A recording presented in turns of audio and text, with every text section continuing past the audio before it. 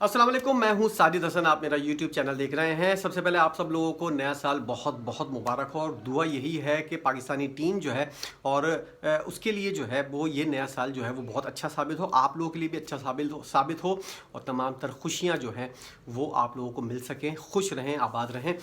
सबसे पहले कुछ बात करते हैं। बहुत सारी खबरें हैं और उसके अंदर डिस्कस ये करना है कि मोहम्मद हफीज़ जो डिसिप्लिन के बारे में बात करते थे, उन्होंने खुद डिसिप्लिन की खिलाफ वर्जी कर दी है। और मोहम्मद हफीज़ का क्या फ़ायदा है कौमी टीम के अंदर, क्योंकि अभी सिर्फ 2 टेस्ट मैचेस हुए हैं और हफीज़ की जो इतनी बड़ी जबान थी वो लगाम नहीं दे रही है। उसके अंदर जो है वो बहुत सारी चीज़ें सामने आ गई हैं, इस पर बात करेंगे। शाहिद आफरीदी ने रिजवान के सामने जो है वो ये वाली बात कही है, शाहीन भी उसके बराबर में बैठा हुआ था और ये वाली बात कही है सबके सामने कि रिजवान को कप्तान होना चाहिए था T20 का, मैं ये चाहता था। एक बार फिर ये गड़ा मुर्दा क्यों खड़ा किया है शाहिद खान आफरीदी की तरफ से, इस पर बात होगी। और साइम अयूब को जो है वो कुर्बानी का बकरा बनाने की कोशिश की जा रही है। आप इमामुल हक से तीसरा टेस्ट मैच क्यों नहीं खिलवा रहे? अगर साइम अयूब नाकाम हुआ तो उसका करियर जो है उसके ऊपर बहुत बड़ा एक दाग लग जाएगा, एक निशान, बड़े सवालिया निशान बन जाएगा। और वो जो है तो उसको कहा जा सकता है कि आपको एक चांस मिला था लेकिन आप परफॉर्म नहीं कर पाए। सब यही बात कर रहे हैं कि वो परफॉर्म करेगा तो पाकिस्तान टीम के लिए अच्छा हो जाएगा। अगर नहीं किया, ये क्या होगा, उसके बाद क्या होगा, ये किसी ने नहीं सोचा है। सबसे पहले बात करते हैं हफीज़ की। हफीज़ साहब जो है इतनी बड़ी ज़बान लेकर जब पहुंचे ऑस्ट्रेलिया, तो वहाँ पर अब आखिरी मैच के बाद जो है उनको जवाब तलाश करते हुए देखा हमने।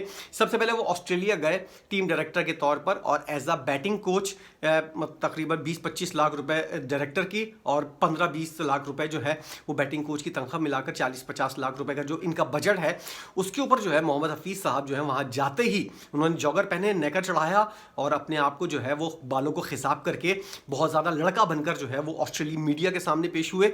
और उसके बाद मोहम्मद हफीज़ ने ये वाली बात कही कि हम यहाँ पर जीतने के लिए आए हैं। अब हफीज़ ने आखिरी बयान जो दिया है वो ये दिया है कि कोई ड्रेसिंग रूम के अंदर सोएगा नहीं। ये ड्रेसिंग रूम के अंदर सोने का क्या मामला है और ये कब से चल रहा है? ये वाली चीज़ जो है बाबर आजम के ज़माने से होती हुई आ रही थी जब वो कैप्टन थे। मिकी आर्थर जो है, क्योंकि गोरे ऐसे होते हैं कि वो इन चीज़ों को ध्यान नहीं देते। कोई सो रहा है, कोई बैठा हुआ है, कोई गेम खेल रहा है, उनको इन चीज़ों से मतलब नहीं होता। ये चीज़ें पाकिस्तानियों के अंदर होती हैं कि कोई सो क्यों रहा है, कोई ये क्यों कर रहा है, वो क्यों कर रहा है। डिसिप्लिन की पाबंदी, सो कॉल्ड डिसिप्लिन की पाबंदी, अब जब खुद के ऊपर पड़ी तो खुद डिसिप्लिन की खिलाफ वर्जी करते हुए नजर आए। एयरपोर्ट के ऊपर खुद लेट पहुंचे और उसके बाद उनकी फ्लाइट मिस हो गई। पूरे खिलाड़ी, तमाम पूरी टीम चली गई सिडनी, मेलबर्न से और मोहम्मद हफीज़ जो है अपनी अहलिया के साथ एयरपोर्ट के ऊपर बैठे हुए हैं। क्यों? क्योंकि वो लेट हुए थे। सबसे पहले जो भाषण देते थे मोहम्मद हफीज़, डिसिप्लिन की खिलाफ वर्जी कोई नहीं करेगा, अब वो खुद जो है डिसिप्लिन की खिलाफ वर्जी करते हुए पाए गए हैं। टीम जो जा रही थी उसके अंदर जो खिलाड़ी मौजूद थे जहाज़ के अंदर, वो क्या सोच रहे होंगे कि जो इतने बड़े बड़े भाषण देता है डिसिप्लिन की खिलाफ वर्जी के बारे में, वो खुद डिसिप्लिन की खिलाफ वर्जी करता हुआ आया। और उसके बाद अगली फ़्लाइट तक वो जो है 3-4 घंटे वहाँ पर वेट किया उन्होंने मेलबर्न एयरपोर्ट के ऊपर अपनी वाइफ के साथ। और उसके बाद उनको दूसरे जहाज़ के अंदर जो है वो सिडनी रवाना किया गया। हफीज़ साहब से क्या हुआ कि वो डिसिप्लिन के टाइम नहीं देख पाए, क्या कुछ हुआ क्या नहीं हुआ, ये सब डिसिप्लिन के अंदर शुमार होता है जिसकी खुद खिलाफ वर्जी करते हुए नजर आ रहे हैं। और ये वाली चीज़ जो है, ये सोने वाली जो है, ड्रेसिंग रूम में कोई नहीं सोएगा, $500 जुर्माना होगा अगर कोई सोया, ये बात बताने वाली नहीं थी। ये वाली बातें जो हैं ये छुपा कर रखने वाली होती हैं। पूरी दुनिया को आप ऑस्ट्रेलियाई मीडिया के ऊपर जाकर आप ये वाली बकवास कर रहे हो कि हमारी टीम के खिलाड़ी जो है वो ड्रेसिंग रूम के अंदर सोते हैं। ये क्या इमेज जाएगा? आप इमेज सही करने गए हो या बर्बाद करने के लिए गए हो? वहाँ पर आपने पूरी टीम की नैया जो है वो पार लगा दी कि इस टीम के खिलाड़ी जो हैं वो ड्रेसिंग रूम के अंदर अपनी नींद पूरी कर रहे होते हैं। ये ऐसी टीम है। आपने पूरी दुनिया को ये वाली बात बताकर उनको एक मौका दे दिया कि आपकी टीम के खिलाड़ी जो है वो कितने नॉन सीरियस हैं। ये वाली चीज़ जो है, अगर कोई अक्लमंद आदमी होता, मोहम्मद हफीज़ जैसे गधे माइंड वाला अगर नहीं होता, कोई दूसरा आदमी होता, तो इस चीज़ को अंदर ही रखता और खिलाड़ियों को जितनी सख्ती करनी है करता। अव्वल तो यह है कि मोहम्मद हफीज़ साहब जो है वो ओवरऑल सब कुछ बने हुए हैं। मतलब मैं सब कुछ देखूंगा, मैनेजर का ये काम होता है। ये सारी चीज़ें जो हैं मैनेजर की और टीम के अंदर जो मौजूद होते हैं लोग, वो लोग जो हैं वो इस चीज़ को देखते हैं। आपकी तवज्जो क्या होनी चाहिए? कौमी टीम के खिलाड़ियों को। बाबर आजम 2 दफ़ा जो है वो एक ही तरीके से आउट हो, मोहम्मद हफीज़ ने नहीं बताया। डायरेक्टर बने हुए हैं और बैटिंग कोच बने हुए हैं। बाबर आजम मुसलसल आउट हो रहा है, उसकी ख़राब फॉर्म में, बैट पैच आया हुआ है, यकीनी तौर पर सबके साथ आता है। बाबर आजम की टेक्निक कौन दुरुस्त करेगा? मोहम्मद हफीज़ के बस की बात नहीं है। वो सिर्फ ये देख रहा है कि कौन खिलाड़ी सो रहा है। आप इतना ज़्यादा इमामुल हक जो है वो बॉलें खेल रहा है, रन्स नहीं बना रहा। हफीज़ की कोई जिम्मेदारी नहीं है, वो बैटिंग कोच भी है, वो टीम डायरेक्टर भी है, लेकिन उसकी जिम्मेदारी ये है कि कौन जा रहा है, कितनी लेट जा रहा है, कितना लेट होटल के अंदर वापस आ रहा है। ये चौकीदारी वाला काम जो है ये हफीज़ करता हुआ नजर आ रहा है। बाबर आजम और इमामुल हक के ऊपर जो काम करना चाहिए था वो उससे काम नहीं हुआ। मुसलसल पाकिस्तानी खिलाड़ी जो हैं, बैटिंग जो है वो नाकाम हुई, 200-250 से ज़्यादा रन स्कोर नहीं करवाई, लेकिन इस बारे में मोहम्मद हफीज़ के मुंह से कोई ऐसी बकवास नज़र नहीं आएगी। आपको कोई ऐसी चीज़ समझ में नहीं आएगी कि वो ये वाली बात कहे और इस बात के इजहार करे कि भाई ये वाला ऐसा मामला क्यों हुआ है, ये चीज़ क्यों हुई है, खिलाड़ियों की टेक्निक क्यों ख़राब हुई है, सऊद शकील क्यों रन नहीं कर रहा, और ये जो दीगर खिलाड़ी जो है शान मसूद के साथ कप्तानी के अंदर क्या मसला है, क्यों टीम जीत नहीं पा रही, क्यों उसको बॉलिंग कॉम्बिनेशन जो है वो सही तौर पर नहीं बना पा रहा। टीम डायरेक्टर का यही काम होता है, बैटिंग कोच का ये काम होता है कि खिलाड़ियों की टेक्निक को सही करे। बाबर आजम चारों इनिंग के अंदर नाकाम रहा, हफीज से इस बारे में कोई बात नहीं होती और क्या बकवास करते हुए नजर आते हैं कि शान मसूद जिस तरह खेल रहा है इस तरह मॉडर्न क्रिकेट के अंदर खेलना चाहिए। तो गधे आदमी, जानवर आदमी, जानवरों का दिमाग भी होता होगा, तुम्हारे पास तो वो भी नहीं है। ये टेक्निक कौन बताएगा? आप इमामुल हक से पूछ सकते हो कि जब शान मसूद इतना तेज खेल रहा है तो तुम क्यों नहीं खेल रहे? तुम टीम के डायरेक्टर हो, तुम बैटिंग कोच हो, तुमको ये वाली बात करते हुए किस बात की शर्म आ रही है? तुम 500 रुपए जुर्माने तो सोने के ऊपर लगा रहे हो, जो तुम्हारा काम है तुम वो नहीं कर रहे। सऊद शकील से पूछो भाई तुमसे रन्स क्यों नहीं हो रहे, क्या वजूहात है? मोहम्मद रिजवान सरफराज का क्या मसला है? इन दोनों को एक साथ कोई नहीं खिला सकता क्या? कोई ऐसा मसला हो गया है? ये चीजें बिल्कुल डिस्कस नहीं हो रही हैं, बस वही जाहिलों वाली बातें और जवाब पेश करना है। टीम हार गई कुत्तों की तरह और आप लोगों को जवाब पेश करना है कि अंपायरिंग सही नहीं हुई, अंपायरिंग के अंदर ये मसला था, वो मसला था। एक्सक्यूज जो है वो सामने लेकर आ रहा है, बैठा हुआ सिर्फ यही सोच रहा होता है कि मैं कौन सा एक्सक्यूज लगाऊं जिसकी वजह से मुझे ये बहाना तलाश करने का मौका मिल जाए कि हमारी टीम क्यों हार रही है। तो उससे कोई चीज सही नहीं हो रही और आगे जाकर जो है अंपायरिंग के ऊपर ऑस्ट्रेलियाई खिलाड़ी हंस रहे होते हैं इन लोगों की, जब जाहिलों की बातें सामने आ रही होती हैं। तुम कौन सा तीर मार लिया था तुमने अपने तौर पर जब तुम टीम के अंदर थे? तुमने कौन सा मैच जितवा लिया था जो तुम इन लोगों से तवक्को कर रहे हो? ये जाहिलों वाली हरकतें और ये जाहिलों वाला मयार जो है पाकिस्तान के अंदर अब तक चल रहा है, जिसकी वजह से मामला खराब हो रहे हैं और पाकिस्तान की जीत जो है वो इतनी ज़्यादा कोई अहमियत की हामिल नहीं है। आप तीसरा टेस्ट मैच भी मुकम्मल तौर पर लोग ये जो बातें कर रहे हैं, तीसरे टेस्ट मैच के जीतने की उम्मीद पैदा हो गई है। पाकिस्तान के पास बहुत बड़ा चांस है, ऑस्ट्रेलिया आपको पानी नहीं पीने देगा, देखिएगा आप तीसरे टेस्ट मैच के अंदर सिडनी के अंदर।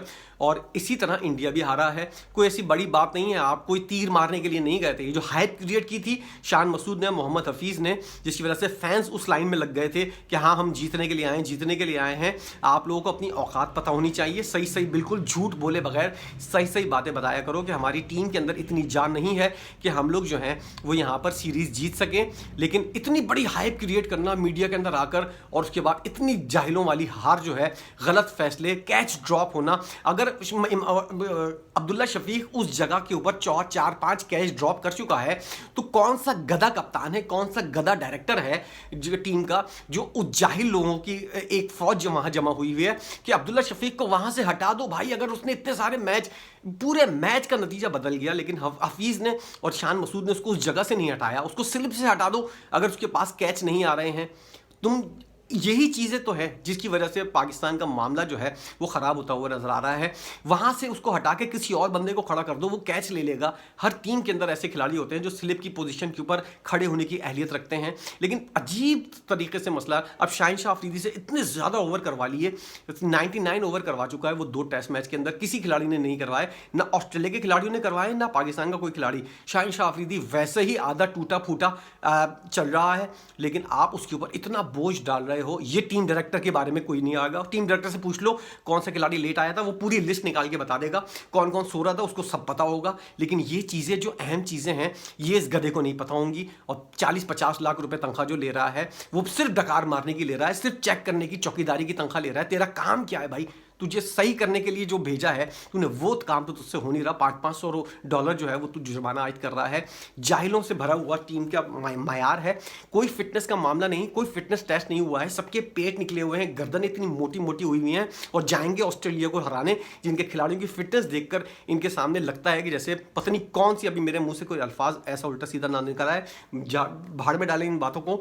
और इन चीज़ों को जो है वो जब तक नहीं देखा जाएगा पाकिस्तानी टीम जो है वो नहीं जीत पाएगी और पाकिस्तान में जो चीज़ें देखने वाली होती हैं उनके ऊपर कोई काम नहीं होता, और जो फालतू की चीज़ें होती है, कौन सो रहा है, कौन लेट आ रहा है, कौन क्या कर रहा है, इसके ऊपर, कौन स्विमिंग पूल में ज़्यादा नहा रहा है, ये सारी जाहिलों वाली चीज़ों के ऊपर काम हो रहा होता है। और जो काम की चीज़ें होती हैं उनके ऊपर कोई काम नहीं हो रहा होता, जिसकी वजह से यही खड्डे लाइन लगी हुई है पाकिस्तानी टीम। अभी देखिएगा आप 3-0 सीरीज़ हारकर आप ऐसे मुस्कुराते हुए हमारे कप्तान जो हैं, जब भी कोई बच्ची आती है उनसे इंटरव्यू करने के लिए, इनकी बत्तीसी इतनी बाहर आई हुई। अबे तू हारा है 360 रन से पहला मैच, और तकरीबन 80 रन से दूसरा टेस्ट मैच हारा है, और तेरी बत्तीसी जो है दोनों टेस्ट मैच के अंदर, तेरी बत्तीसी अंदर नहीं हो रही। उस खातून को देख के इतना खुश नजर आ रहा है, इतना खुश तो ऑस्ट्रेलिया का कप्तान नहीं था जितना शान मसूद जो है वो इंटरव्यू देते हुए क्लोजिंग सेरेमनी के अंदर वो इतना खुश नजर आ रहा था। लग रहा था जैसे पता नहीं कौन सा प्राइज बॉन्ड निकल गया इसका।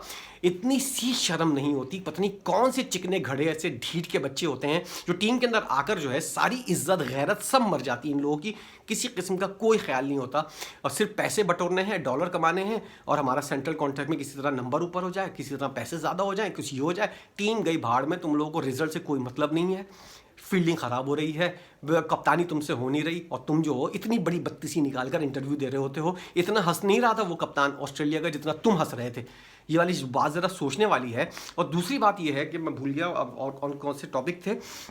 साइम अय्यूब का मामला जो था, साइम अय्यूब को जो है वो कुर्बानी का बकरा इस वक्त बनाया जा रहा है। उसका करियर जो है वो इस वक्त जो है वो स्टेक के ऊपर लगाया जा रहा है। आपने इमामुल हक को जो है वो 2 चांस दे दिए हैं, तीसरा चांस भी दे दो। ऑस्ट्रेलिया की कंडीशन ऐसी नहीं है जो इस जैसे खिलाड़ी के ऊपर जो है वो आप आजमा रहे हो। हर कोई ये वाली बात करता हुआ नजर आ रहा है, साइम अय्यूब चल जाएगा तो फिर पाकिस्तानी टीम जीत जाएगी। अबे ये सोचो जाहिलों कि जब बाबर आजम जैसा खिलाड़ी पूरी टीम के 6 बैट्समैन जो है वो नहीं चल रहे, साइम अय्यूब कौन सा तीर मार लेगा, वो भी स्टार्क हेजलवुड, उन लोगों के सामने आप उसको बेचारे को फेंक रहे हो। ये चीज़ें ऐसी होती हैं कि डोमेस्टिक क्रिकेट के अंदर अगर कोई खिलाड़ी रन्स करता है तो उसको जब मुल्क के अंदर कोई सीरीज़ होती है या एशिया के अंदर कोई सीरीज़ होती है उसमें चांस देना चाहिए। आप ऑस्ट्रेलिया लेकर जा रहे हो इमामुल हक के बाद, अब इमामुल हक को पूरा चांस दो तीनों टेस्ट मैचेस का, ताकि उसको ड्रॉप करने का कोई जवाब तो पैदा हो। फिर वो यही बोलेगा कि मैंने तो इस मैच के अंदर 50 भी की थी पिछले मैच के अंदर, उसके बाद इस सीरीज़ के अंदर मैं सही फॉर्म में आया ही था कि मैं जो हूँ ड्रॉप कर दिया गया। और साइम अय्यूब कौन गारंटी दे रहा है कि साइम अय्यूब जो है वो चल जाएगा? इतने अच्छे बॉलिंग अटैक के सामने साइम अय्यूब जो है शुरू में मुश्किलात होती हैं, और साइम अय्यूब को आप जो हैं वो पानी के अंदर हाथ पैर बांध कर फेंक रहे हो तो उसको साथ मसला हो जाएगा। उसको कुर्बानी का बकरा बनाया जा रहा है। आपके साथ क्या करना चाहिए? आपको सिर्फ ये करना चाहिए, इमामुल हक को ड्रॉप करना है तो कर लें आप बेशक, लेकिन आप सरफराज को इन कर लें। नहीं करना सरफराज से, कोई इतनी ज़्यादा ही कोई बहुत ही बुरा आदमी है सरफराज, तो फिर आप शान मसूद से ओपनिंग करवाएं अब्दुल्ला शफीक के साथ, और बाबर आजम सेकंड नंबर के ऊपर तीसरे नंबर पर आए। कोई पूछने की ज़रूरत नहीं है कि भाई आप खेल सकते हैं या नहीं, आपको ये बात बतानी चाहिए कि आप इस नंबर पर खेल रहे हैं। हसन अली जैसे कार्टून खिलाड़ी को जो है उसको बाहर निकालना चाहिए। और मुझे तो सलमान अली आगा भी किसी काम का नहीं लग रहा है, बिला वजह का उस टीम के अंदर बोझ रखा हुआ है। साजिद मौजूद है वहां पर, उसको भी आप यूज़ कर सकते हैं। मीर हमजा बेहतरीन बॉलिंग कर रहा है, दूसरे और खिलाड़ी जो है उन सबको मिलाकर आप जो हो वो टीम बना सकते हो। कोई इतना बड़ा मसला नहीं है, लेकिन बस यही है ना, जाहिलों का टोला जो गया हुआ है पूरी फैमिलियों के साथ, 40-50 लोगों का जो टोला है वो हैप्पी न्यू ईयर की सेरेमनी और सब आतिशबाजियां, शॉपिंग करवा लो, ये सब चीज़ें हो रही हैं सिवाय क्रिकेट के, हर चीज़ हो रही है। तो इसी वजह से मुश्किलात जो है वो पेश आ रही हैं और मामला जो है वो हाथ से निकलते हुए नज़र आ रहे हैं। इसलिए अब बाबर आजम जो है उसके ऊपर जिम्मेदारी आयद होती है। मुझे नहीं लगता कि बैक पैच के अंदर जो है वो ऑस्ट्रेलिया के अंदर जाकर जो है वो कोई खिलाड़ी जो है अपनी फॉर्म के अंदर वापस आ सकता है। उम्मीद यही है कि बाबर आजम अपनी फॉर्म के अंदर वापस आए और जो है वो पाकिस्तान को किसी तरह अच्छी पोजीशन के ऊपर लेकर आए, लेकिन ऐसा मुझे मुश्किल होता हुआ नजर आ रहा है। मेरी ज़ाती राय है, क्रिकेट का देखने का जो तजुर्बा है और खेलने का जो तजुर्बा है उससे मुझे अंदाज़ा हो रहा है कि बाबर आजम जो है वो इस सीरीज़ के अंदर मुश्किल से फॉर्म में आया। बाबर आजम को जाना ही नहीं चाहिए था इस सीरीज़ के अंदर, एक दफ़ा इनकार करके देखता, पूरा क्रिकेट बोर्ड जो है उसके पाँव के ऊपर पड़ा हुआ होता। लेकिन बाबर आजम जो है वो इनकार करने वाली शख्सियत है ही नहीं, वो हर चीज़ हर मैच खेलना चाहते हैं। वो नेपाल के ख़िलाफ़ भी खेलना चाहते हैं, बांग्लादेश के ख़िलाफ़ भी, जिम्बाब्वे के ख़िलाफ़ भी, किसी न किसी तरह वो टीम के अंदर रहना चाहते हैं। उनको इतनी अनसिक्योरिटी है कि मैं हटा और मेरी जगह कोई दूसरा खिलाड़ी आया, उसने परफॉर्म कर दिया तो मेरा टीम के अंदर, ये आपका एतमाद है, आपके मेन खिलाड़ी जो आपका किंग है उसका एतमाद इतना बड़ा है, इतना बड़ा एतमाद है उसका कि वो ये सोचता है अगर मैं ड्रॉप हो गया तो फिर मेरी जगह कोई और ले लेगा। बाबर आजम को सीरीज़ के अंदर अगर इनकार करता, पूरा क्रिकेट बोर्ड, पूरी सिलेक्शन कमेटी जो है उसके घर के दरवाजे के ऊपर बैठी होती कि भाई तू चल, और तेरी इज्जत के अंदर इजाफा हो जाता। लेकिन बाबर आजम को रेस्ट करना चाहिए था, नहीं जाना चाहिए था सीरीज़ के अंदर अगर उसको कप्तानी से हटाया गया था। बहरहाल अब वो गए हैं, क्या उन्होंने एक ऐसा तीर मार लिया है जिसकी वजह से वो जो है उनका ये टूर जो है वो यादगार साबित होगा या नहीं होगा, मुझे नहीं समझ में आ रही कि बाबर आजम के जाने की क्या वजूहत हैं। खैर वीडियो बहुत ज़्यादा लॉन्ग हो गई है, कुछ तज़िया कुछ खबरें यहाँ पर पेश करनी थी, ये मेरी ज़ाती राय है, किसी को इख्तलाफ हो तो भाई माफ़ कर देना। किसी किस्म की कोई ज़ाती किसी से कोई वो नहीं है, जो चीज़ें सामने हैं उनके ऊपर मैं निशानदेही करता हूँ और चाहता हूँ कि पाकिस्तानी टीम जीते। आप इस बारे में क्या कहते हैं ज़रूर बताइएगा। वीडियो देखने का बहुत शुक्रिया।